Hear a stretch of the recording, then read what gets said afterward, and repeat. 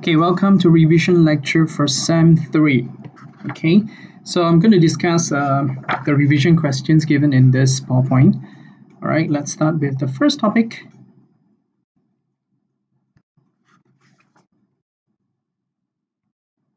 Born-Haber Cycle. All right, so for Born-Haber Cycle, let's look at the diagram given here.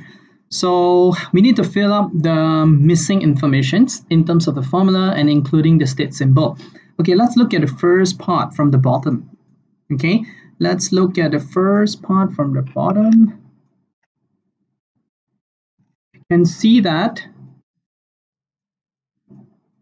we have formations of lattice, formations of lithium iodide. Okay, formations of lithium iodide. So we know that formation is 1 mole of solid form from its elements. So it's lithium and iodine. So let's do this, lithium and iodine. So this is started with lithium solid and iodine. Iodine is supposed to be a solid. Okay, so to balance the equation, you need to have iodine. All right, and let's move up. Atomizations of lithium. So it changes into gases. All right, next, I believe this is also atomization. So remember, the first step is always atomizations. Change everything into gaseous state. So this one is, I do the same symbol as the one given. AT stand for atomization, square bracket. You need not do that because you can just write atomizations. But since it's given in the diagram, so I try to be standardized here. So next is you will get 1 iodine atom in a gaseous state because half times I2. All right. Next, followed by M1. Now, M1 here is given here. M1, they give you the table. M1 is actually ionizations of lithium. So this is actually the first IE of lithium. So what will happen is lithium will change into Li positive in a gaseous state. And this is electron affinity of iodine. So you will get I minus, the first electron affinity in the gaseous state. And the combinations of ions, positive, negative ions between lithium and iodide, you're actually getting lithium iodide solid through, this is actually the lattice energy. Okay, so we have filled up this with the respective state symbol. Let's calculate electron affinity of iodine. So electron affinity is not given. So the formula for this, it's always enthalpy change of formation equals to atomization of both plus ionization energy of the metal plus the electron affinity of the iodide, the non-metal, plus lattice energy. All right, so this is the formula. Okay, now let's put in the value. We're going to do it on the other side here. So atom enthalpy change of formation is -270. So just speed it up, equals to atomization given here is for lithium is positive 159 plus with atomizations of iodine is positive 107 plus with ionization energy of lithium is 520 and then plus with the electron affinity, which is unknown, okay, which is unknown here, and plus with the lattice energy given here is -759. Okay, we solve these equations, we will get the EA value here. The EA value for this is actually -297 kilojoules per mole.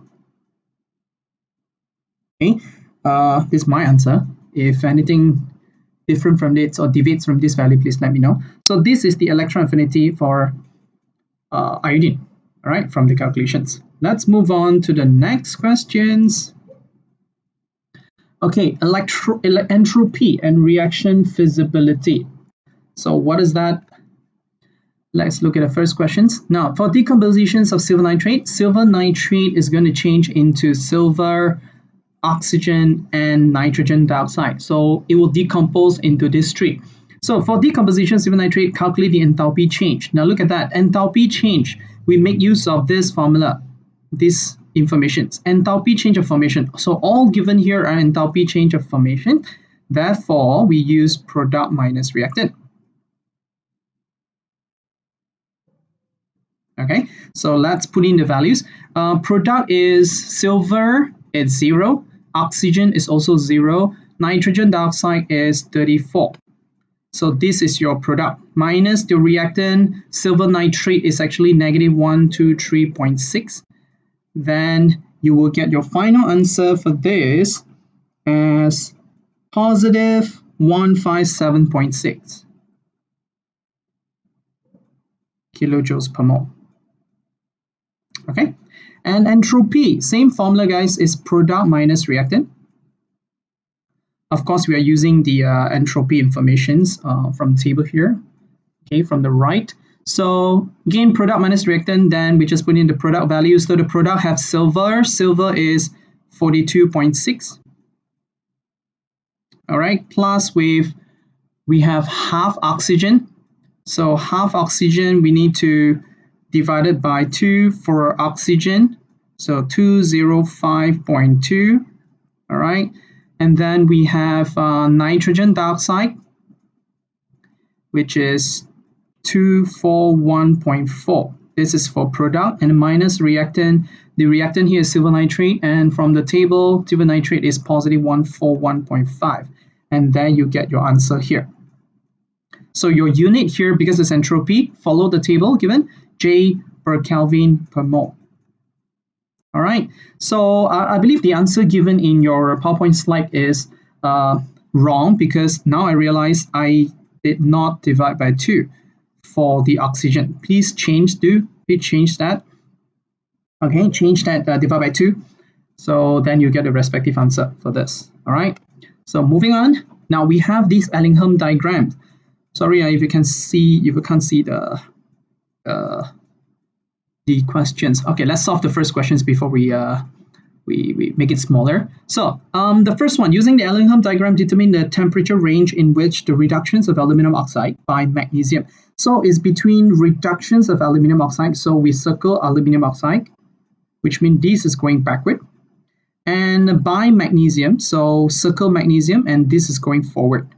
All right, so we know the directions for each equations, and then we look for the intersection points. So the intersection point is given here, sorry. Then we all the way draw it down here. All right, so what is the value for this? This is 1005, this is 200, I believe this is about 1750 Kelvin.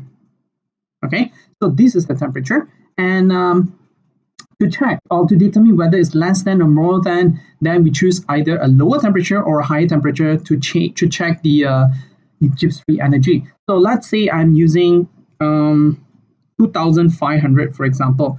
So let's check higher, whether you get a positive Gibbs free or negative Gibbs free. So let's going up to the point where you have the equations for aluminum oxide. And then from this point all the way to this, okay, to this. So this is about 600 and, let me see, this is about 640.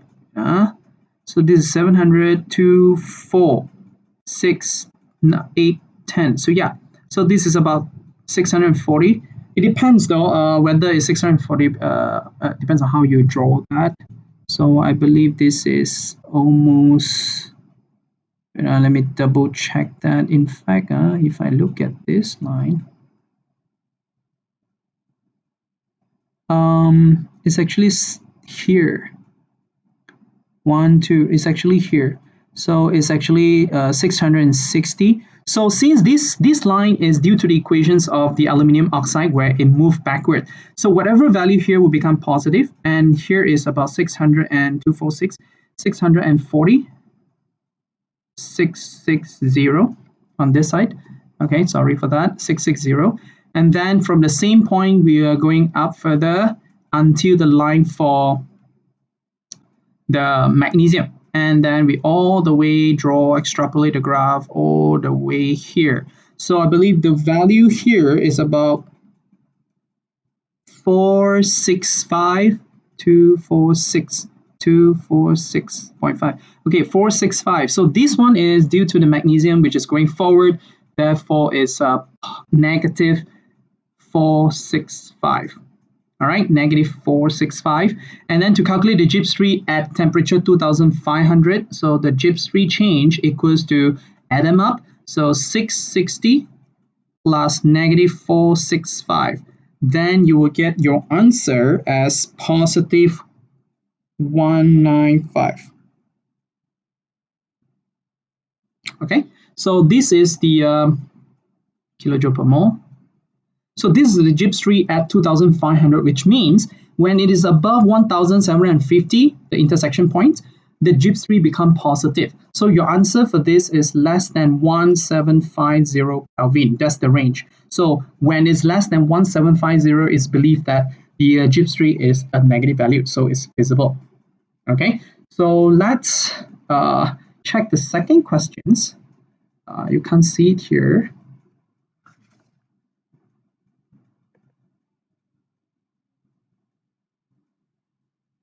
It's a bit too... Okay, the next question is, suggest what causes the change in the gradient of the line at point X. So if it is at the line of point X, so if you look at the point X for the line, okay, look at that. So this is point X and it's involved the change of gradient. See that? The gradient actually increases. So what is that gradient in this graph? Now, we know that this graph is Gibbs free against temperature. So the formula or the equation for Gibbs free is actually Gibbs free equals to enthalpy change minus temperature entropy change. And this is a linear curve, so linear graph. So therefore we equivalent this with y equals to mx plus c. So x is actually temperature in this case. So your m, which is gradient, obviously is the entropy. So from here we can see there is a change in gradient.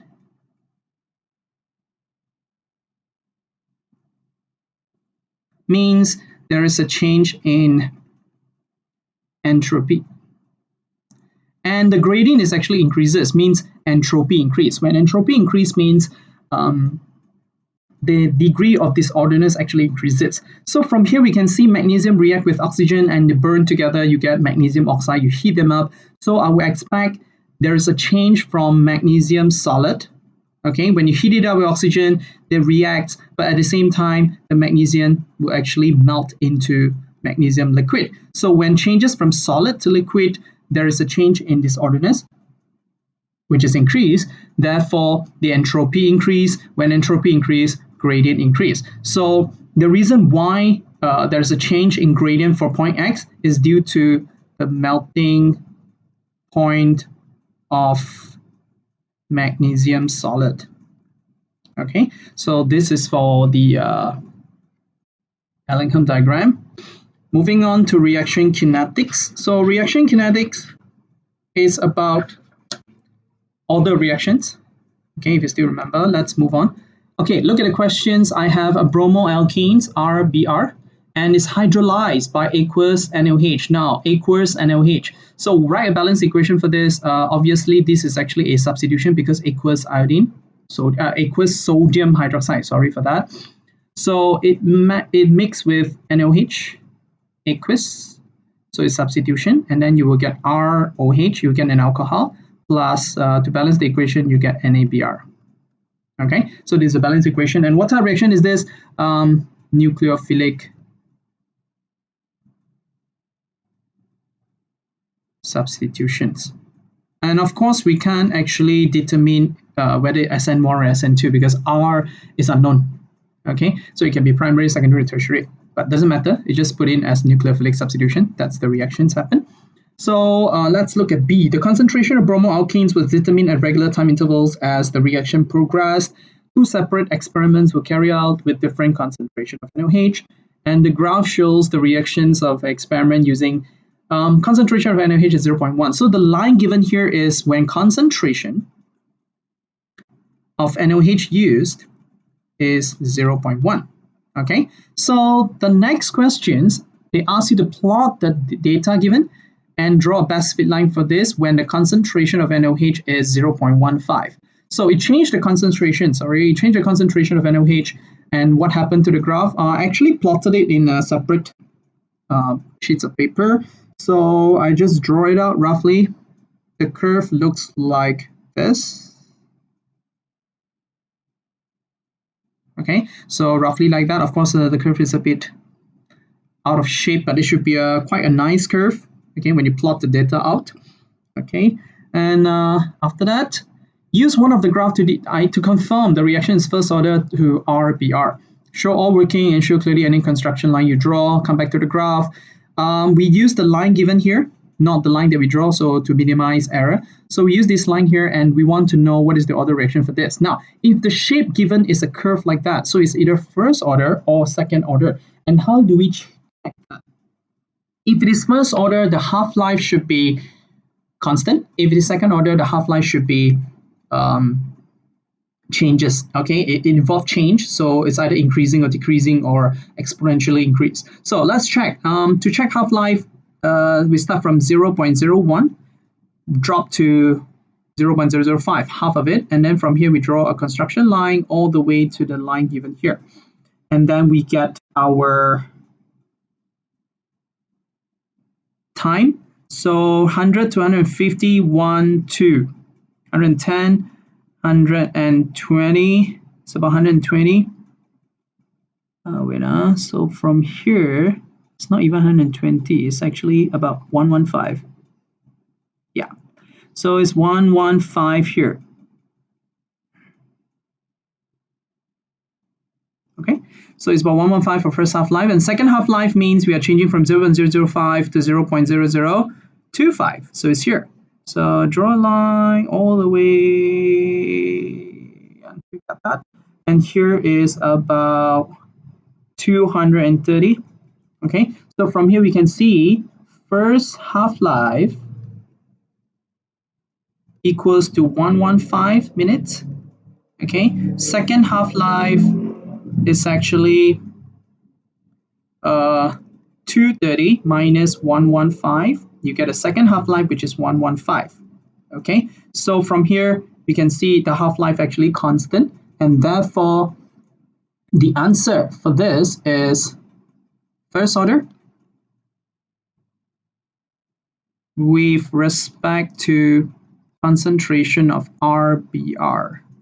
Okay, so that's your answer, and of course the marks will be given for those for the things that you've drawn here. So all these calculation, make sure you show that. Okay, let's move on to next questions. Use the graph to calculate the order of reaction with respect to NaOH. Show all your working, show clearly the construction line. Now, I need to explain a bit on this. Now, if you look at these questions, they are trying to ask for the order of reaction of NaOH. And in this case, we actually use two different concentrations of NaOH.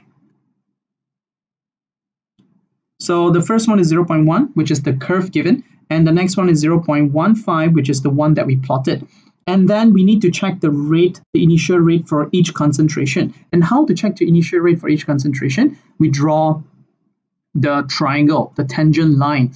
Now, if you draw the tangent line for the first one, I try to get this straight line here. Yeah, so this is for the curve when NaOH equals to 0.1. So here is about 20. And here is 0.0001. Yeah, so 0.0001, sorry, 0.001. So this is 0.001, the difference between them. And hence, we're going to calculate the rate. So let's check the rate here. 0.001 over 20, you're actually getting 0.12345. Okay, so 0.00005. That's the rate for one curve. And then go back, we draw another one where you have a straight line here. Okay, sorry. And oh, sorry. This is the curve.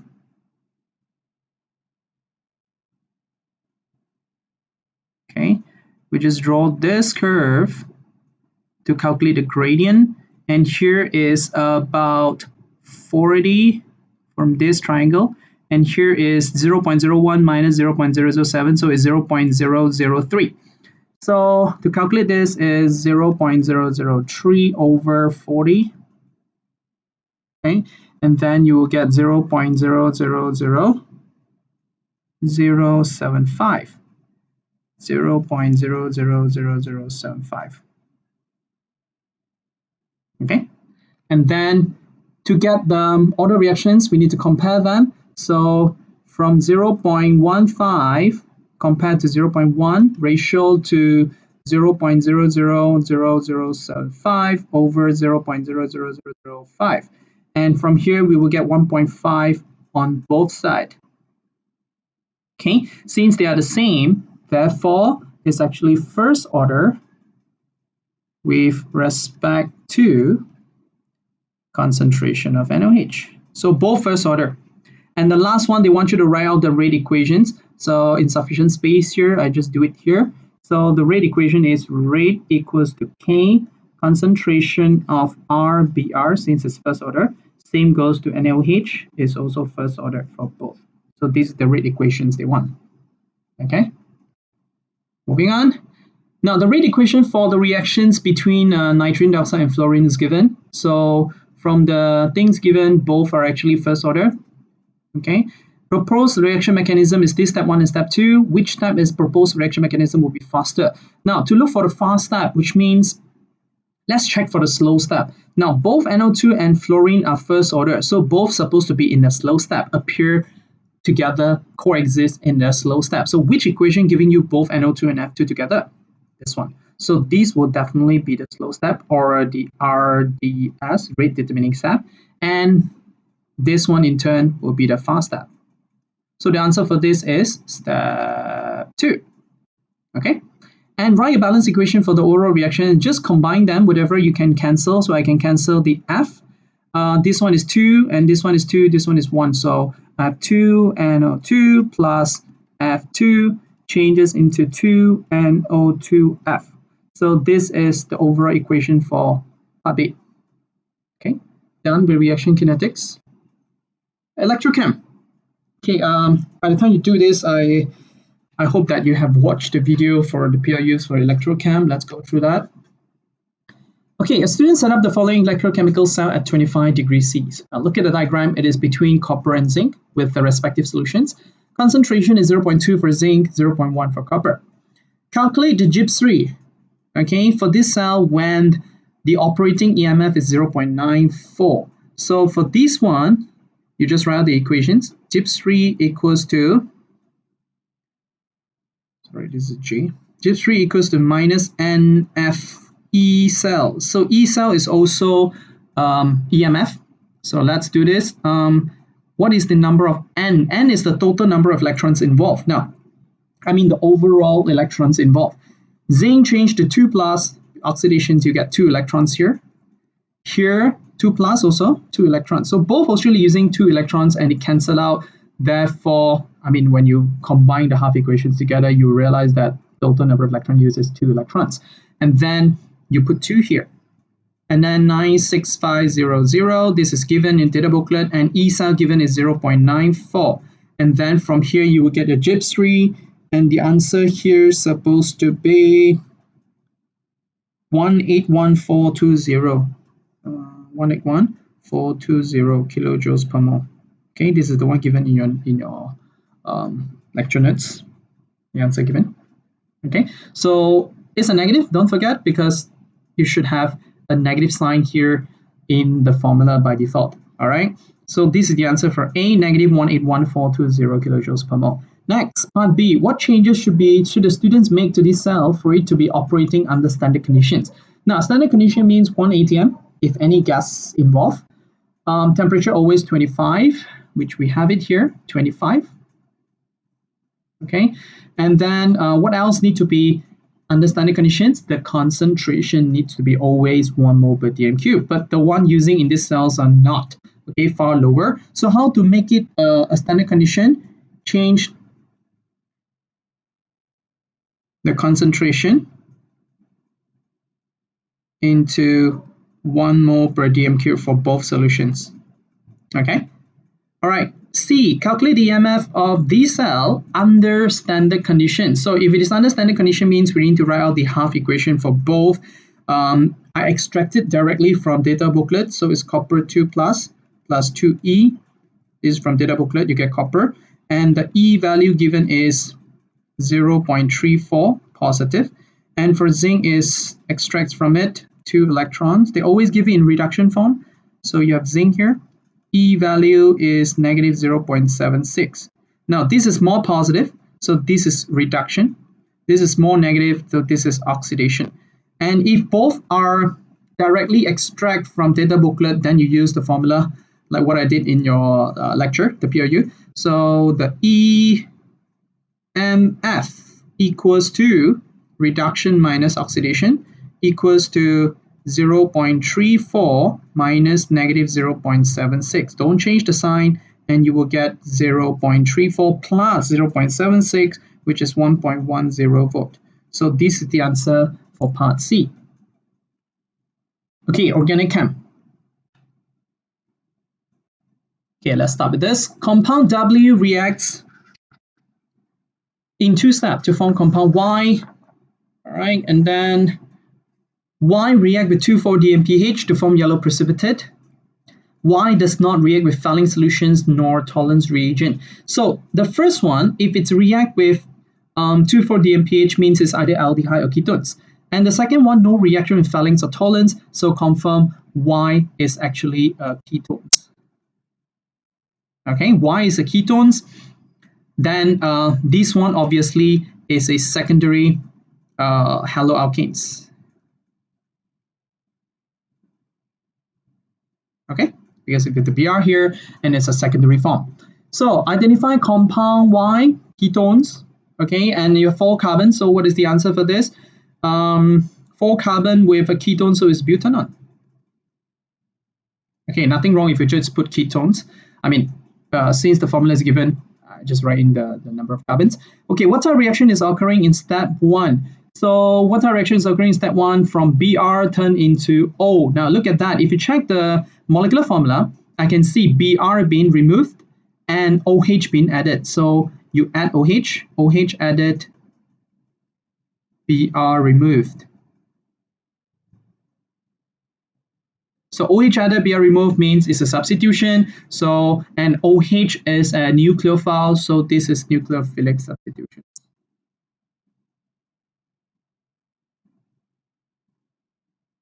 All right, and then what property of the yellow precipitate that is measured, and how is this used to confirm the identity of Y? Now, this is something that you need to know because we actually discussed this in the tutorial.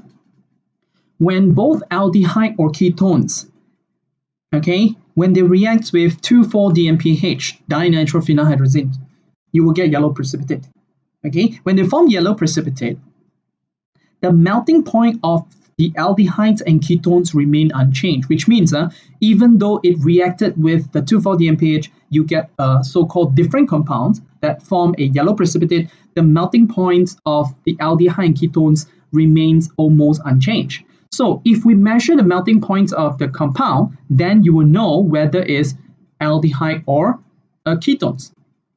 Okay, so because we know it's 4 carbons anyway. So a 4 carbon aldehyde is butanol, a 4 carbon ketone is butanol. So we just need to check the melting points of both butanol and butanol and see which one match with the yellow precipitate of the Z form. Like I said, it remains unchanged even though after the react with 2,4-DMPH. So in this case, what property we measured? Melting point.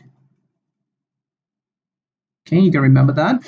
Okay, dehydrations of compound X produces 3 unsaturated isomers of molecular formula. 2 of these are geometrical. So geometrical means you have double bond and they can form cis and trans. So from here, we know it's a secondary haloalkanes and it changes into by adding OH. So obviously this is a secondary alcohol.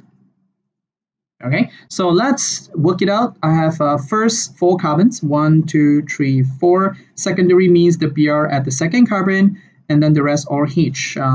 You can put it on, and then after that you put in OH. you will substitute nucleophile, so you will get a structure like that, a secondary alcohol. Okay, so what happened when this secondary alcohol is undergo dehydration?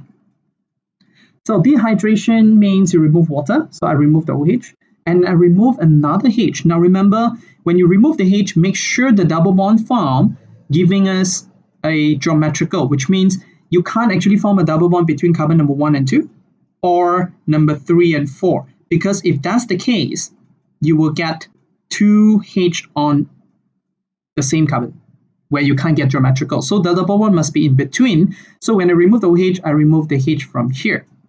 Then you will get your CH3, CH, double bond in between, CH and a CH3. Now this one can give you two cis and trans. I draw it out, C double bond O, H, CH3, H, CH3. And this is obviously a cis because two big group on the same side. And when you draw the trans, then you just flip one of them. Okay, the other side remain the same. So you can see both big groups opposite to each other. So this is a cis, this is a trans. And what is the name for this?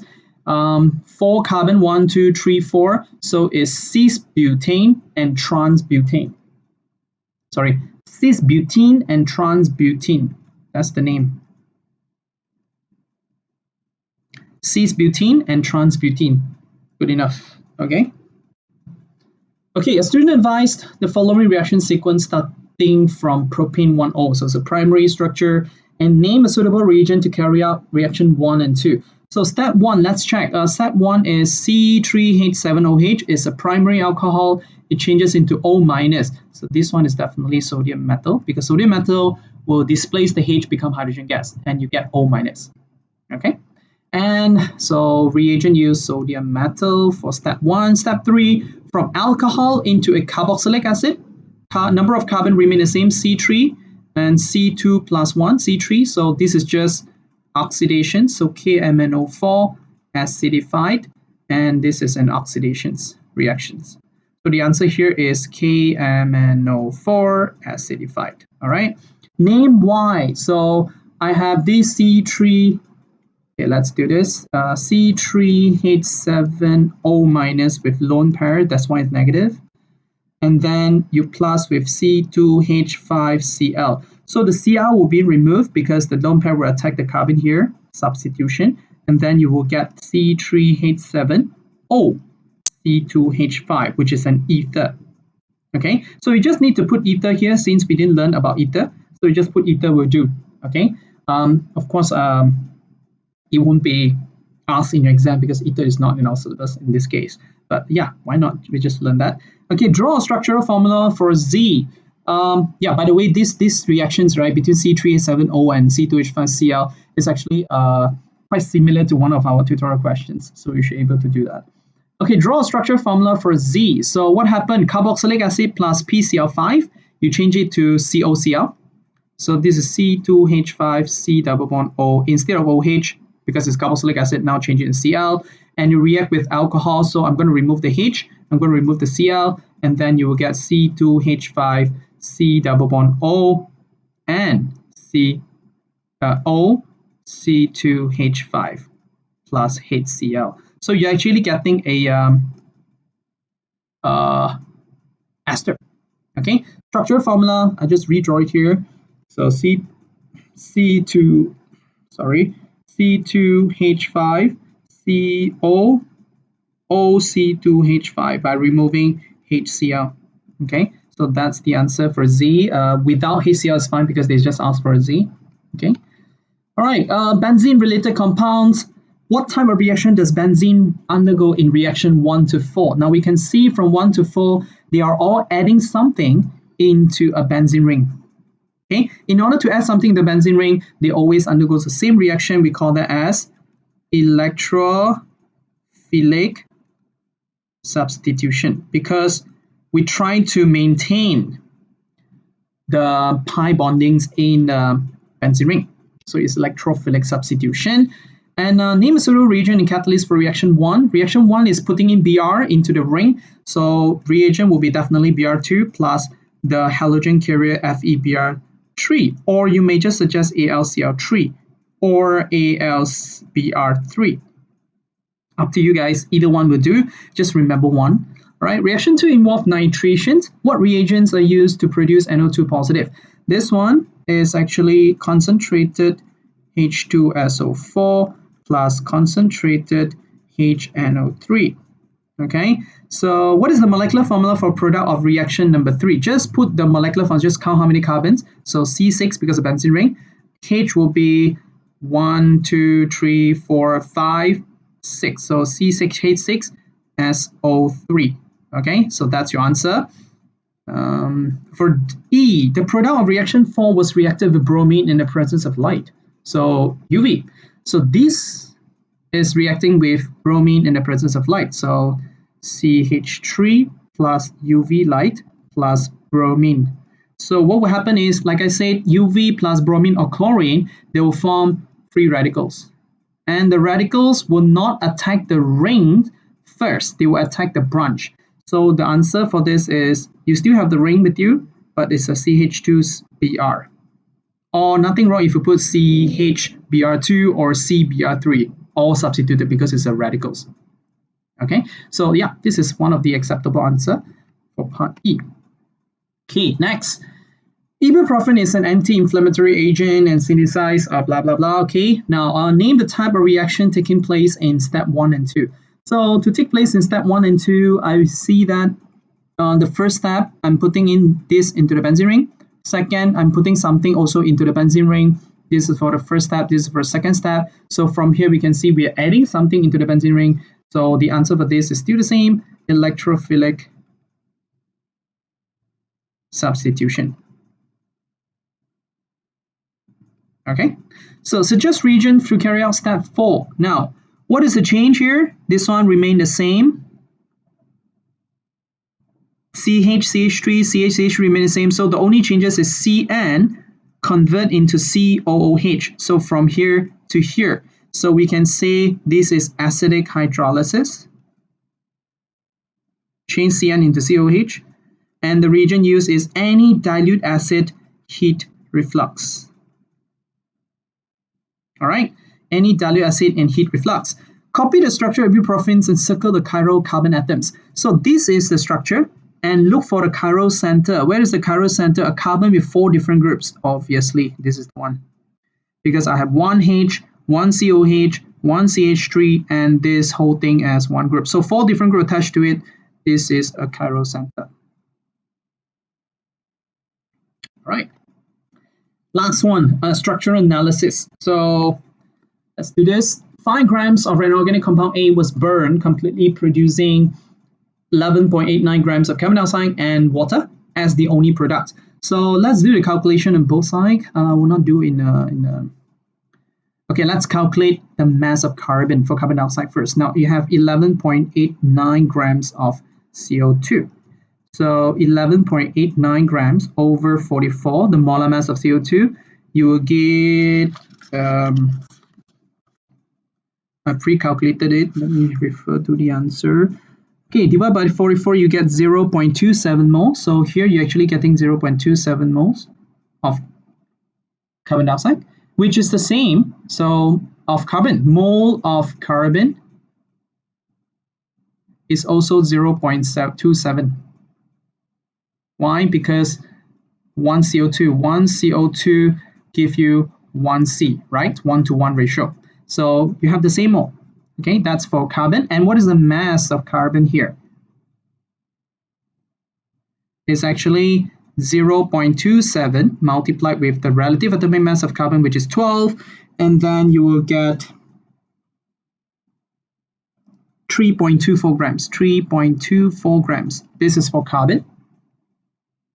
Okay, let's go for hydrogen. So we have 6.08 grams of water.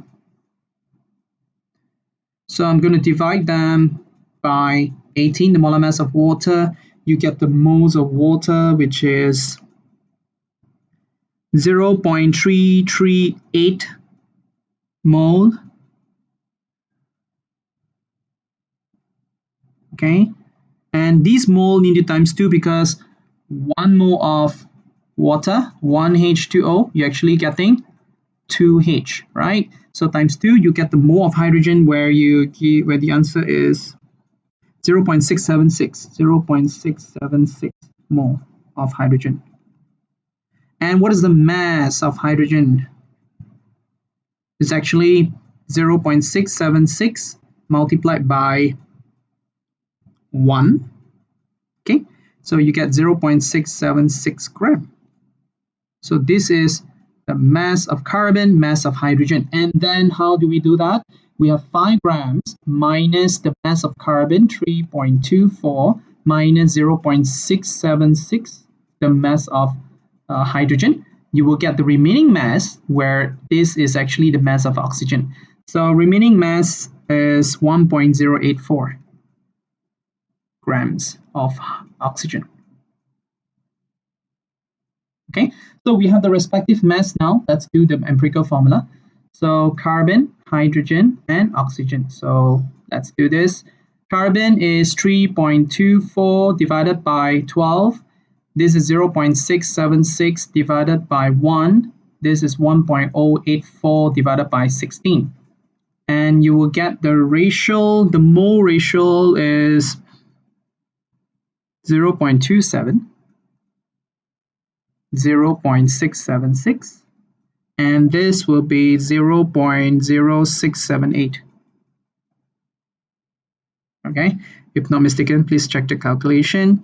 And then we divide by the smaller one. So in this case, the smaller is 0.0678, 0.0678, and this one 0.0678.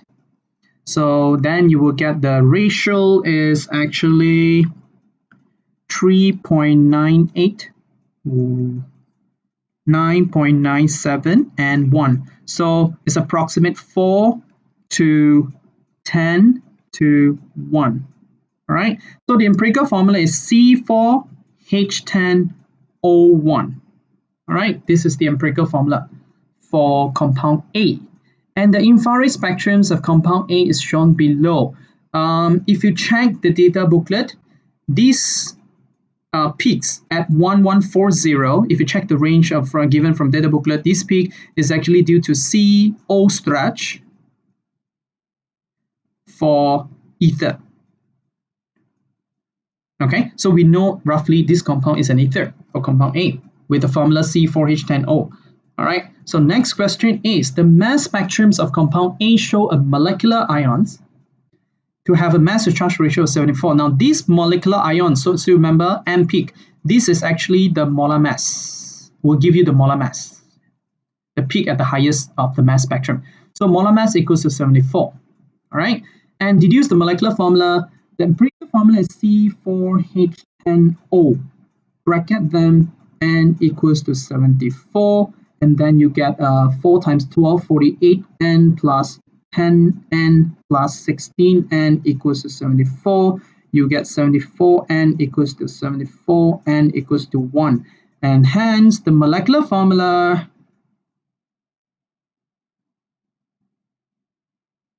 is C4H10O, which is the same as the empirical formula. Okay, so we have the molecular formula now: 4 carbons, 10 hydrogens, and 1 O. Now let's look at the proton NMR for compound A. Now I have a quartet here. I have a triplet here. Now still remember I mentioned in a video for tutorial 9 part 2, whenever you get a triplet and a quartet is always due to CH3, CH2. Because this CH2 is next to a CH3, so 3 neighboring plus 1 itself, you get quartet. And this triplet, why? Because CH3 is next to a CH2. I have 2 neighboring, 2 plus 1, n plus 1 rule, 2 plus 1, you get 3. That's why you get a triplet. So these two appear means it's always a CH3, CH2. And that's it. From the spectrums, we only see 2 clusters of peaks. Okay, so from the molecular formula C4H10O and from this spectrum CH3, CH2, as well as we know that we must have a CO, which is an ether. Therefore, the compound given could be CH3, CH2, O, CH2CH3. You see that? This is a symmetrical molecule where you have, where you have two CH3, CH2 here, and they are exactly the same because it's symmetrical. So when these two are the same, they only appear once. So you only have one triplet and one quartet. So the CH3 here is the triplet. This CH3 is also the triplet because they are the same, and CH2, CH2 both for the quartet. So that's the structure. And we double check 4 carbon, yes, C4. And then H, we have 5 here, so 10. And then we have one O in between, which is an ether. Yes, so that match with the structure. So this is compound A. Okay, and that's it for the revision lectures. I already put in most of the, if not mistaken, all the topics here. So yeah, so each topic is about 1 or 2 questions. So this is for you to revise, and the video will be uploaded now itself. Okay, so any questions you can ask me during the tutorial next week. Thank you guys, and stay home, stay safe.